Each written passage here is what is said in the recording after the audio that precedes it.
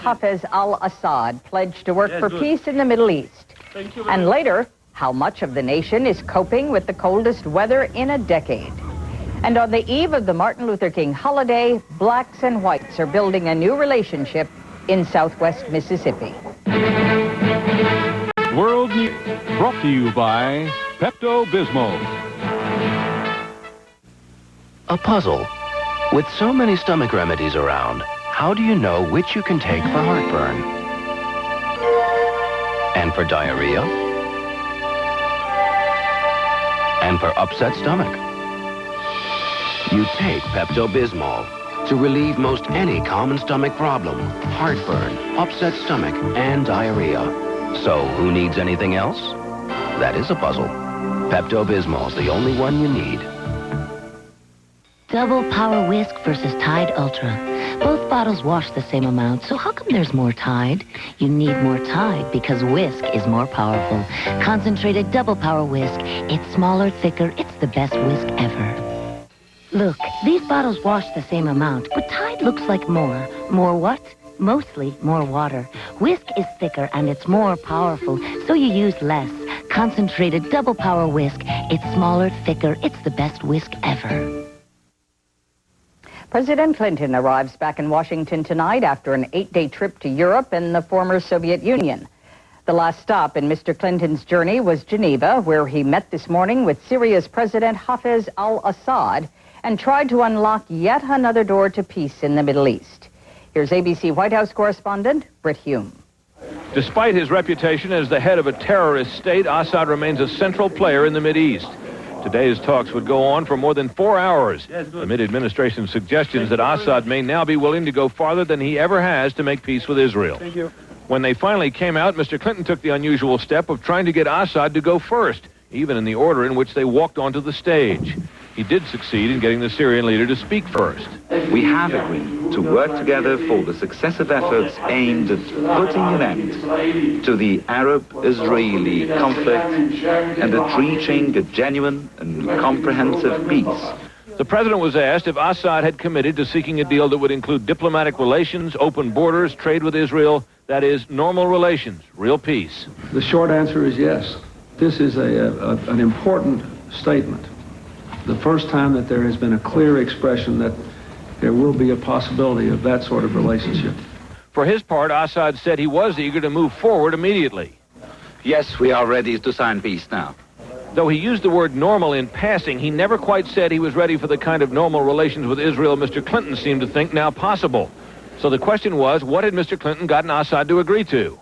Do you have, sir, as a result of these meetings, any of the kinds of specific, detailed concessions or a sense of willingness to make concessions that might make a successful negotiation possible? Even though I have in my mind several things, I think that it is very important that those of us who are trying to facilitate these discussions not discuss the details of them. The parties are going to have to work that out. And that is the key point. While U.S. officials continued to insist that it was a major step that Assad even used the phrase normal relations, what matters is not the reaction of the U.S., but the reaction of Israel. Britt Hume, ABC News, Geneva. Israel's reaction to the news from Geneva is so far cautious. Syrian and Israeli negotiators will meet face-to-face when Mideast peace talks resume here in Washington next week. And as Dean Reynolds reports from Tel Aviv, Israeli officials are eager to hear directly what Syria has to offer, even if some Israeli citizens aren't.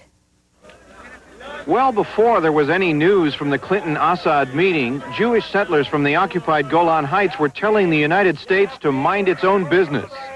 We think that since the Golan is an integral part of Israel, there's nothing that the Americans should do here.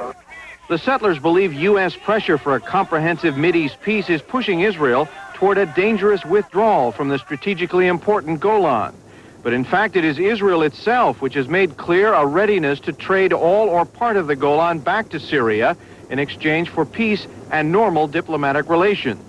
Although President Clinton indicated the Syrian leader had told him such normal relations were possible, Israeli officials tonight said they preferred to hear those words from Assad himself.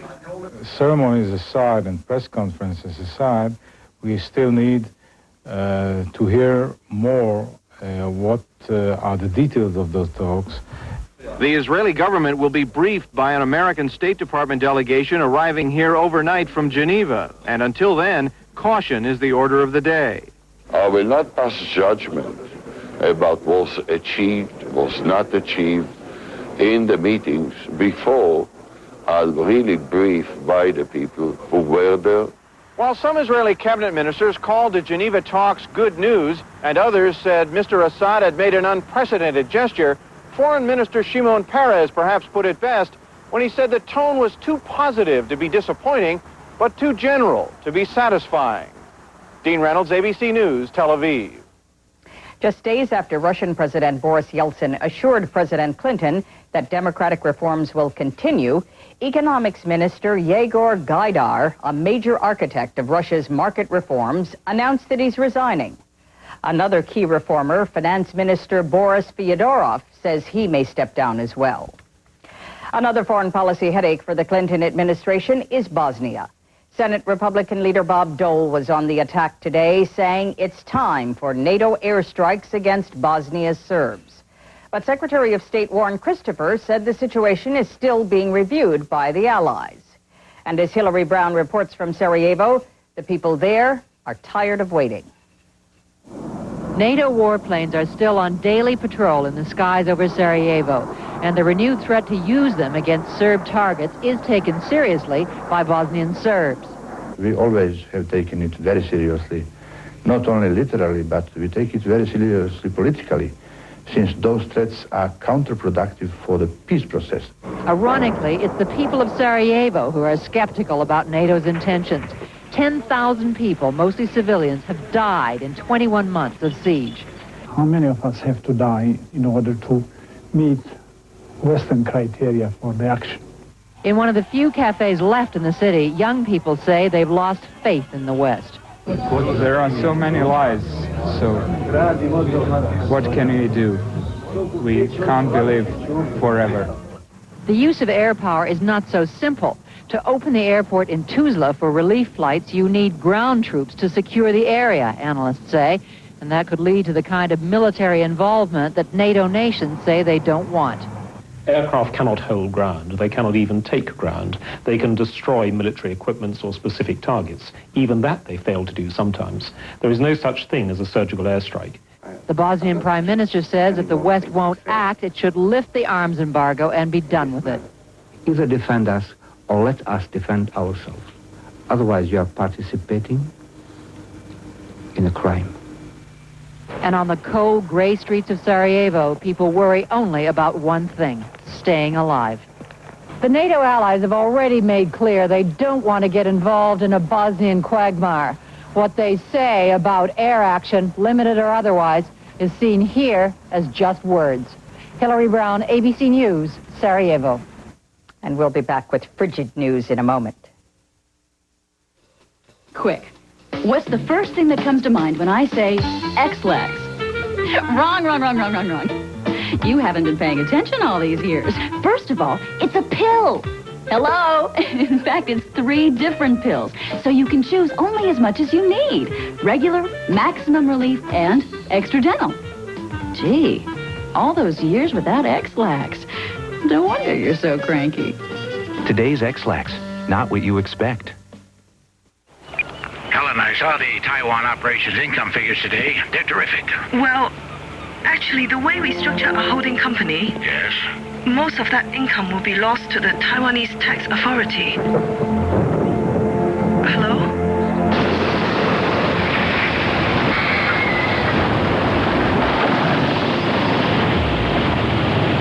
No one offers you more international business expertise than KPMG Pete Marwick, the global leader. Hey, Columbia, Missouri makes Ace their place, and here's why. We're loaded with values, John. Like a 6-shelf storage unit from Home Equip, just $13.88. And Lightning Bug clip lights, $4.44 each. Hey, Ace is America's place for better values.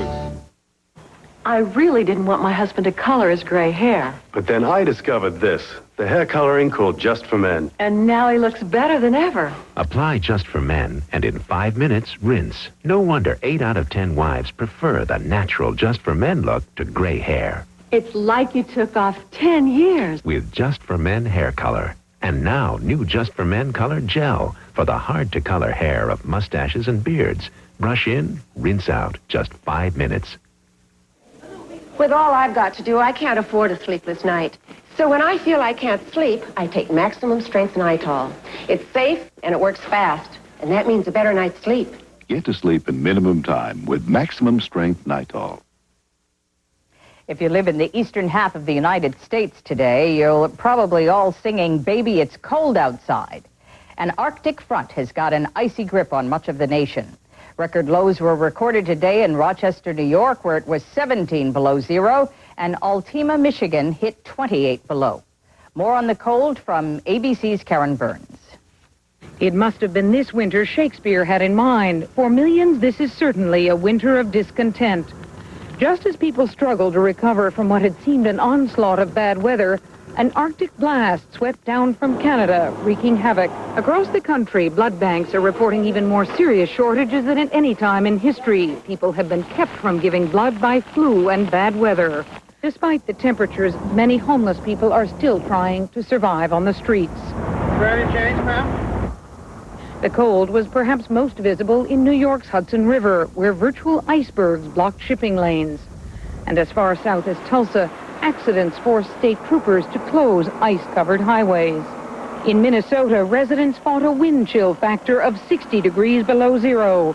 But Americans and their pets are intrepid souls, and most people took it all in stride. Karen Burns, ABC News. The political storm that followed President Clinton through Europe is back in the news today. ABC News has been told Bill and Hillary Clinton's partner in the failed Whitewater land development deal will testify before a grand jury. Here's Mark Potter.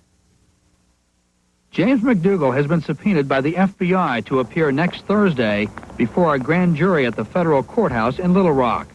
According to his lawyer, the subpoena asked McDougal for documents from his failed S&L Madison Guarantee and from the Whitewater Real Estate Development Company he co-owned with Bill and Hillary Clinton.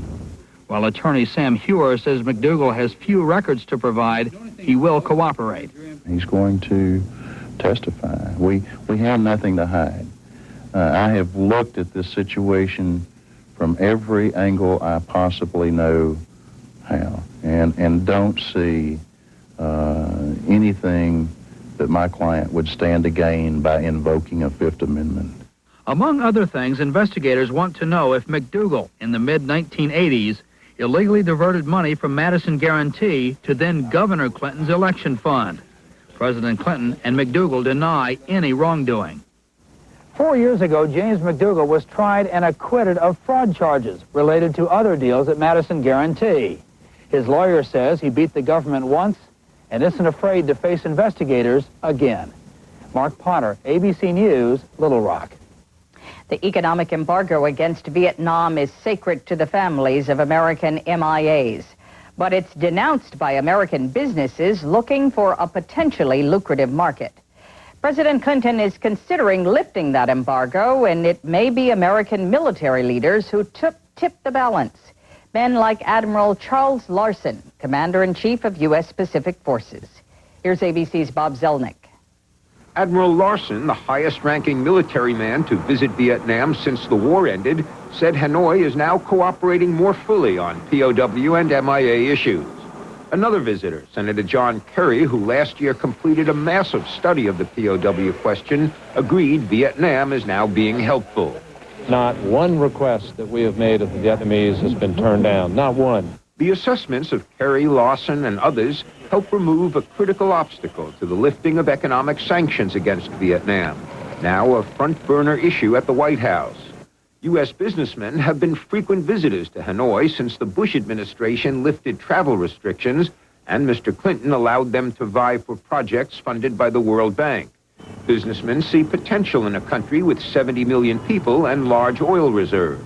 Estimates have run, in terms of the jobs that would be produced in the U.S. economy, anywhere from 28,000 to 40,000. But the issue is politically sensitive to Mr. Clinton, who avoided military service during the Vietnam War. He has promised not to lift the sanctions without substantial information from Hanoi on the missing and help in locating the dead.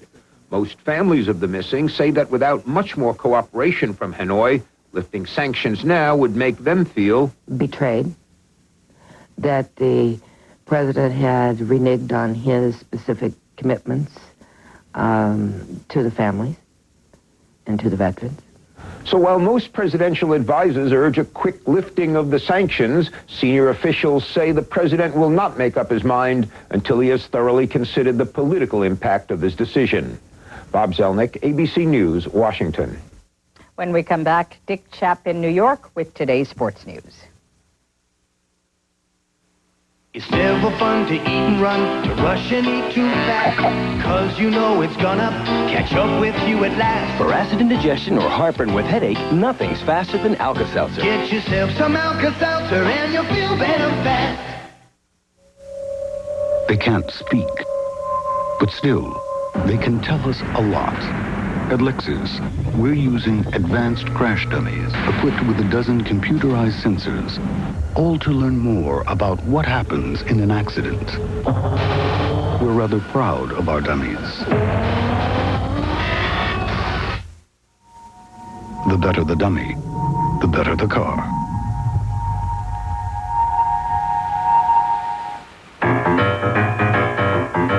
In just 1 year, something happened to 640 million pounds of chemical pollutants.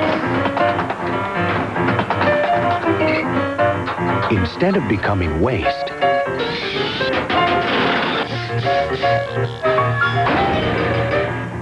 they were captured for recycling. The members and partners of the Chemical Manufacturers Association, working for change. Is this something new? It's a different kind of V8 vegetable juice. With the picante. What's a picante? Kind of spicy. Not too spicy. It's got punch. It's jalapeno-y. Wow. It's a very zippy drink. I taste wild Mexican spices. What? And it's got all these vegetables in it. Is it delicious? Any more of this? V8 picante. This is it. I was in Mexico once. When I get gas, I may look like this, but I feel like this, painfully bloated. Gas-X has the most powerful medicine to fight gas faster than antacids. So I feel like me again. Painful gas needs the power of Gas-X. Now to New York, Dick Chapp and sports. Dick? Thank you, Carol. The Dallas Cowboys are now one victory away from their second straight Super Bowl, and Joe Montana is one victory away from his fifth Super Bowl. Down 10-0 at halftime, Montana threw 3 touchdown passes in the second half. The first to Keith Cash, the second giving the Chiefs the lead to J.J. Burden, and the third sealing the upset to Willie Davis. Troy Aikman triggered the Cowboys' victory, also throwing 3 touchdown passes to 3 different receivers. That one to Alvin Harper, then this one to Jay Novacek, and polishing off the Green Bay Packers, this one to Michael Irvin. He has been compared to Magic Johnson. He has been compared to Michael Jordan. He's not in their class yet, but Glenn Robinson just turned 21 this week. I'm going to step off the limb now. Not since Neil Armstrong took one small step on the moon has a Purdue man soared so high as Glenn Robinson, a 6'8" junior who takes giant steps on the basketball court. Ask almost any college coach who's the best player in America, and the reply is... Glenn Robinson. Glenn Robinson. Glenn Robinson. Glenn Robinson. Glenn Robinson. Glenn Robinson. What makes Glenn Robinson so good? Assistant coach Frank Kendrick says it's his demeanor. The bigger the game, the meaner he gets. Nicest kid in the world off the court, but when he crossed these lines, boy, you saw those eyes change. I always said when you looked into his eyes once he crossed the court, you were looking into the eyes of an assassin because he wanted to kill everything that wasn't on his team. Glenn Robinson wasn't allowed to play basketball his freshman year at Purdue. He was a Prop 48 athlete, an indifferent student at best in high school. He had to improve himself academically before he could play ball. I was motivated because everyone was saying that I couldn't do this, I was a jock, you know, all kind of names that they call athletes. And I just had something to prove. Robinson is a communications major, and his ability to communicate has certainly improved on the basketball court, too. A year ago, his teammates often seemed to stand around like fans and just watch him perform. Now they perform too. I think last year we were just trying to get him the ball, but this year we're helping him out a little bit, and it's making him a better player. Now, if he plays him loose. When I was in high school, I was a center. I played with my back to the basket all my life, and I never really had to play out on the perimeter, Andy. I never really had to handle the ball and pass and, to my teammates and help make assists and, things like passing to the open man, things like that. Now Robinson can do everything, play anywhere on the court. His passes are as spectacular as his shots. Is there anything you can't do on a basketball court? Anything you can't do? I haven't seen him take off from the free throw line yet. Mr. Robinson and his teammates had won 14 straight games. They were the only remaining undefeated team in the Big Ten until last night. Last night, Wisconsin ended the Boilermakers' winning streak, and Robinson had a terrible game, proving that he is human. But his goals are high. Well, I want to be the best. I want to be the best that I possibly can be. But I wouldn't want to be like a Michael Jordan where I go everywhere and people just mob me. But if Robinson keeps improving, he'd better not count on privacy. Incidentally, Purdue has turned out more astronauts than All-Americans. Carol? Thanks, Dick. And we'll be back. To help relieve your heartburn and give you something your body needs anyway, Tums has calcium. What does my original Rolaids have? And aluminum salt. I think I'll try the calcium. The Tums. Calcium-rich Tums. Enterprise Rent-A-Car. Look to us for special delivery. Call us. We'll arrange to pick you up at your home, office, or repair shop.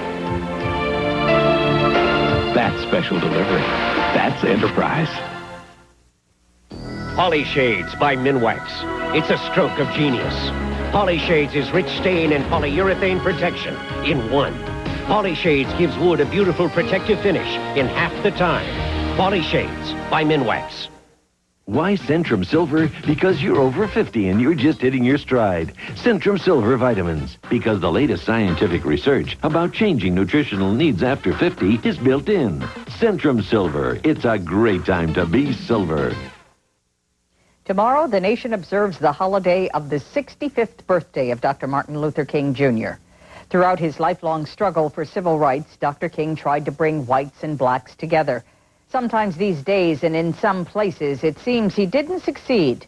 But from rural Mississippi, ABC's Al Dale tells us about an incident of racial discord turned to racial harmony that would probably make Dr. King proud. Some call what is happening here a miracle. Brotherhood and hope rising from an episode of ugliness and terror. When I got the news, I go from my job out here to the building, and it was all in smoke. That was last April, on the 25th anniversary of Dr. Martin Luther King's assassination. It was completely burnt and looked like I would go out of my mind for a while. The Spring Hill Free Will Baptist Church and one other in rural Mississippi burned to the ground on the same night. The fires were the work of 3 white youths who eventually were convicted on federal civil rights charges and sent to prison. The destruction revived images and fears from the civil rights era of the 1960s. We counted a rare privilege to be able to come and to help to build this church. Now, only 9 months later, a new Spring Hill church is nearing completion, thanks to dozens of volunteers, both black and white. Teachers, a salesman, one guy runs a tire store. Mississippian Jack Honia, who's helped build a lot of churches, helped establish a building fund to pay for materials and organize dozens of volunteer workers. The outpouring of the volunteers, I think, is proof that the predominant feeling in Southwest Mississippi is different than going around burning someone's church down. For Earl Edwards, the rebuilding is an opportunity to help a neighbor. I accept a person not for his race, the color of his skin, but what's inside the person. Steve Apcon came all the way from New York City. I felt that it was important there was important work that everyone was doing down here and trying to right an injustice. The other church, Rocky Point Missionary Baptist, about 12 miles away, plans to rebuild too in this new year. While no one suggests absolute racial harmony has been achieved here any more than anywhere else in the country, it is clear that good people have made something good happen. I believe this will get the black and white closer together. That's a goal shared by many people on this weekend as thoughts turn to the legacy of Martin Luther King And church members look forward to holding services in their brand new sanctuary in March. Al Dale, ABC News. Finally, a reminder, ABC News will continue to bring you the latest on the investigation into the Nancy Kerrigan beating tomorrow on World News Tonight with Peter Jennings. Also tomorrow night, ABC's Day One with Forrest Sawyer will have a unique look into the world of Tonya Harding. That's World News Sunday. I'm Carol Simpson. Have a good week and good night. From Washington, this has been World News Sunday.